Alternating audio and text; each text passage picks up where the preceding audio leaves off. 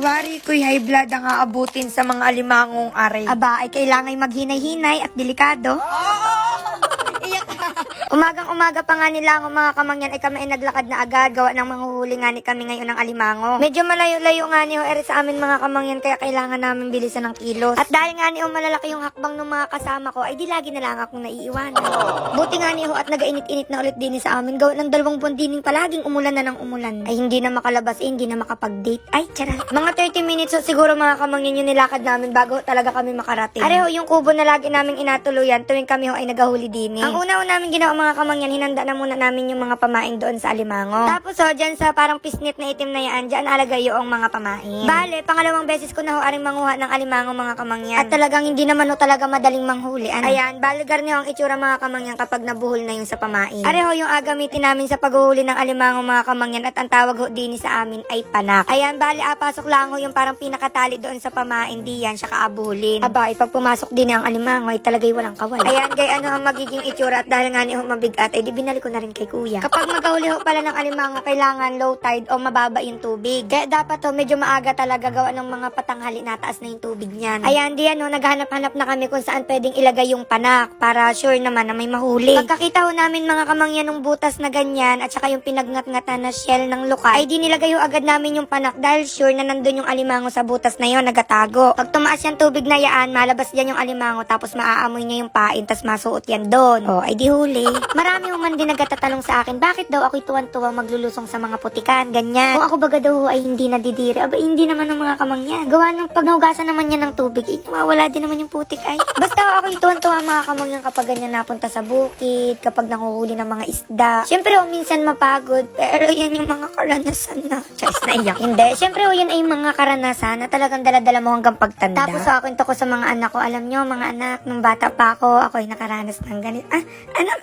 So ayun na nga yung mga kamangyan, nilagay na namin sa mga gilid-gilid o kaya ay dun sa alam namin na madadaanan ng alimango. Medyo natagalan pala kami mga kamangyan, gawang kailangan namin mag-ingat sa paglalakad. Gawa ng dun sa ilalim ng inalakaran namin may mga kahoy-kahoy, ganyan. At gurping lalim ng putik mga kamangyan, buti na lang at nakatapa kami. Dahil kung suot-suot namin yung tsinelas, ay naku panigurado iwan dyan sa ilalim. At ayun nga yung mga kamangyan, may nakasalubong pa kami at sobrang daming huling isda. Aba, ay pwede bagang makibahagi diyan kahit konti. At bandang alas 10 na kami natapos sa paglalagay ng mga panak. Ilang oras pa ho yung ahintay namin kaya kami ay magpahinga-pahinga muna at mapagod din ay. Ayan, pagkatapos nga ni ho namin ilagay yung mga panak ay nanguha muna si kuya ng buko, pantagtag uhaw. Ayan, bandang alas 12 ho ng tanghali nung nagtaas-taas na yung tubig. Ala, siguro yung mga alimango ay nagalabasan na. Bandang alas 3 na ho ng hapon nung medyo bumaba-baba yung tubig. Kaya kami ay pumunta na agad para tingnan yung mga panak at makita kung may mga huling alimango. Ay sa una ho mga kamangyan, abay mga wala kaming huli, ay baling magdabog. Talagang paswertehan na lang ang dinudi ni mga kamangyan ay hindi mo naman mapipilit yung alimango na pumunta doon sa panak. Ay kung pwede lang ho pakausapan yung mga alimango na yan na pumunta mismo doon sa panak para kami ay may pang-ulam. Aba, ay kanina ko pa nagawa. Ayan, bali ganyan ho ang itsura ng mga alimango kapag andun sa loob. At nakakatawa nga din ng mga kamangyan gawa na ang dami naming nahuli tapos ang lalaki pa ng iba yun.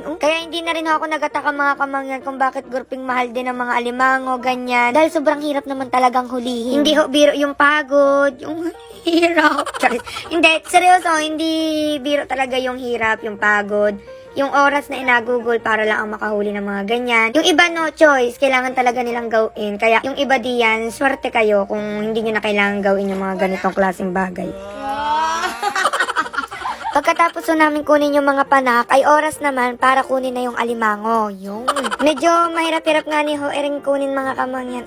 Hard to get yarn. Gawa ho yung sipit niya, kumapit na ng kumapit kung saan-saan. At syempre kailangan magdoble ingat ho talaga din gawa ng pag nasipitan yung iyong daliri, ay naku, magaya ka sa iyak diyan. Once na lumabas na ho yung alimango, ay kailangan na hong talian para hindi makawala. Pero minsan, kahit anong higpit ng tali, kumakawala pa rin. Medyo marami-rami rin ho pala yung nahuli namin mga kamangyan, abay, hindi nalugi. Pero sa totoo lang ang mga kamangyan ay kaunti pa ring mga nahuli namin. Dahil minsan ay gruping dami talaga pero minsan wala din naman. At ayun na nga ni binuhol na ni Kuya Julius para isang bitbitan na lang ang gawa. Malayo-layo na naman yung aming alakarin pa uwian na. At dahil nga ni late na kami nakauwi mga kamangyan, pinalipas ko lang yung gabi bago ko ari lutuin. Ayan, umagang-umaga mga kamangyan, nag-prepare na agad kami para maluto na ring alimango para may ulam din namin ngayong tanghalian. Ay kasama ko si paring John at siya yung nagakuha ng mga panggatong diyan. At dahil nga ni buhay pa yung mga alimango alimango mga kamangyan at mahirap linisan, kailangan nung muna namin pakuluan sa tubig. Bali ho, yung tubig na ginamit din ng mga kamangyan ay galing lang sa balon. Ang luto lang ho na gagawin ko din ng mga kamangyan ay garlic butter crabs. Laka. Pagkatapos nga niyong mapakuluan at matagtag yung tali mga kamangyan, ayan, gaya na yung itsura ng alimango. Gurpin dali lang ho na rin luto na agawin ko. Gawa na ako'y gutom na rin. Syempre, inuna ko ho yung butter at saka ko ho sinunod yung bawang. So, depende na lang sa inyo kung gusto niyo ay madami o kaunti. Sinunod ko na ho yung oyster sauce at saka yung sili para kumapit-kapit naman yung anghang. At syempre ho, nilagyan ko rin ng asukal para naman mag-balance yung lasa. At saka ko na ho sinunod rin mga malulusog na alimango. Kadami naman pala na rin. Hindi magkasya sa tulyasi. Hinalo-halo ko lang ang mga kamangyan para naman kumapit yung lasa doon sa crab. At saka sinunod ko na rin ho yung Sprite. Sprite, baka naman. Ayan, nilagyan ko na rin ho ng bitchin, asin, paminta, at kung ano pang gusto ninyo. Ayan, hintayin ko na lang ho aring maluto. So, alagyan ko ng takip na hindi naman kasya. At habang naghihintay nga niyo ako mga kamangyan, ayan na naman si tatay tumabas na nang tumabas. Gapahinga lang ho yan ng kaunti, tas mamaya nasa bukid na naman. At ayun na nga niyo mga kamangyan, after ilang minuto lang ay abay, naluto na ang ating alimango. Ay pag binuksan ko ho yan mga kamangyan, ay diyan man din ang itsura. Ay, kasarap. At dahil gutom na nga niyo ako mga kamangyan, ay tikman ko na ho, kunyari mapunta ka sa restaurant, tapos biglang gusto mo yung alimango ang kainin. Nako, ay maghanda-handa ka na at ginto ang presyo. Pag karne naman ng mga kamangyan, kailangan din ay mag-ingat naman sa pagkain. Gawa ng nakaka-high blood nga ni kapag nagsobra. Pero dahil feeling ko naman ay mababa yung aking dugo, ay dapat taasin. Di ho talaga sa probinsya mga kamangyan, ay diskarte ang labanan. Hindi ho kailangan na kumain sa labas o bumili ng mga kung ano-ano. Basta kapag marami ka ditong tanim, madami ka dining alaga, aba, ikay panarong panalo. Minsan nga niyo ako'y nagataka mga kamangyan, talagang nakakaanga din yung kalikasan natin. Araw-araw tayong nakain, araw-araw may mga nanguhuli ng isda, pero hindi naman nauubos yung laman ng dagat. Panay din ang bunga ng mga gulay at prutas kung saan-saan. Kaya kailangan natin talaga ingatan din at pag yan ay naubos, naku, delikado. Tayo din ang kawawa niyan, Eh siya, ay kumuha na rin kayo ng kanin diyan mga kamangyan at ako'y saluhan nyo din. Wag na mahiya, gusto pa'y asubuan,